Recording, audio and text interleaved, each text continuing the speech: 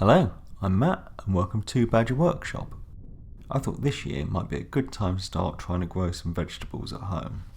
I've got a couple of these treated 8x2s and they're 3 meters long, so I'm going to make some raised beds that are 3 meters long so I don't have to cut these at all. But I will need some end pieces, so I've got a third board that I can get those cut out of. I mark it out at 1 meter and then I can get a couple of bits cut to length on the miter saw.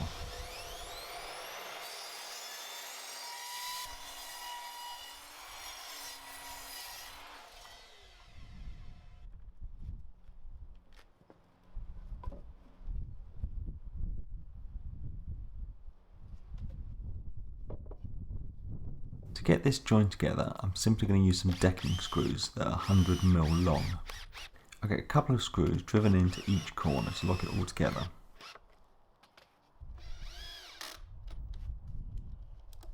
Now it probably would stay put as it is, but I want to get it staked into the ground. So I work out how long I want some stakes to be, and then I've got some of this square treated timber. I work out how long I want them to be, get a stop block set up, and then get 4 of these bits cut to length.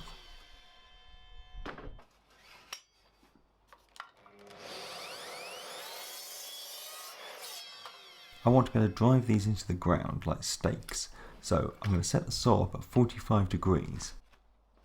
Then I can make 4 cuts at the end of each piece just to sharpen it up into a point. If you don't have a miter saw, whatever method you use to make vampire killing stakes will work. Now I can get one of these attached into each corner, so I have the pointy bit poking up into the air at the moment, and I get some screws driven in from either side. This is treated timber, but where I've cut it you need to apply some more treatment, so I'll put a link to where I got this stuff down below.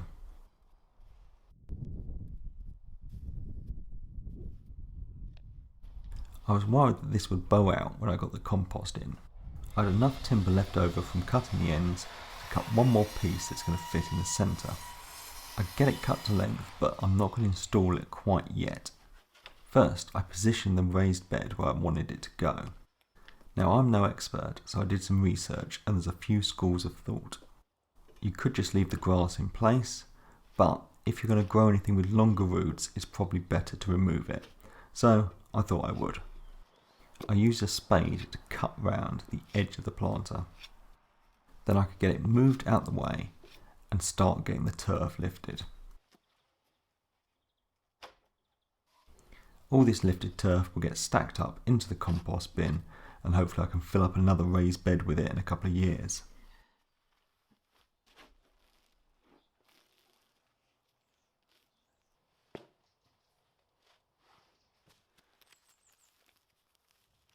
Now I've got a patch of ground the exact size that this raised bed is going to be, so now I can get it flipped back up the other way and into place.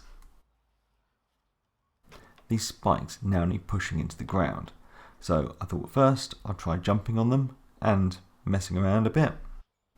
And this got them started, but a bit more force was going to be needed. So I've got a scrap of wood to protect it and a sledgehammer. And this saved me having to split this piece of wood to go on the firewood pile. With all the stakes in, this is definitely not going anywhere. So now I can get this centre bit positioned and then some screws in to lock it into place. Now I can get it filled up with a peat-free compost. I think I had about 200 litres and that was only enough to fill up one side. But as I have a compost bin, hopefully, maybe next year I'll have enough in that to fill up the other side.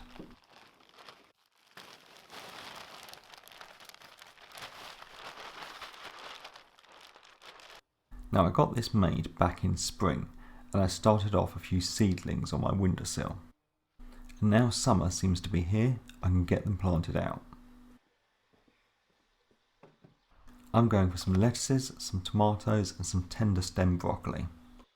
If this goes well, next year I'll get the other side filled up and try a few more different things. If you follow me on Instagram, link to that below, you might see if I actually manage to harvest anything later in the year. Growing things from seeds was actually a bit more successful than I imagined, so what I had left over I put out the front of the house free to collect. That's it all done. Thanks for watching, thanks to my Patreons, and please subscribe for more videos.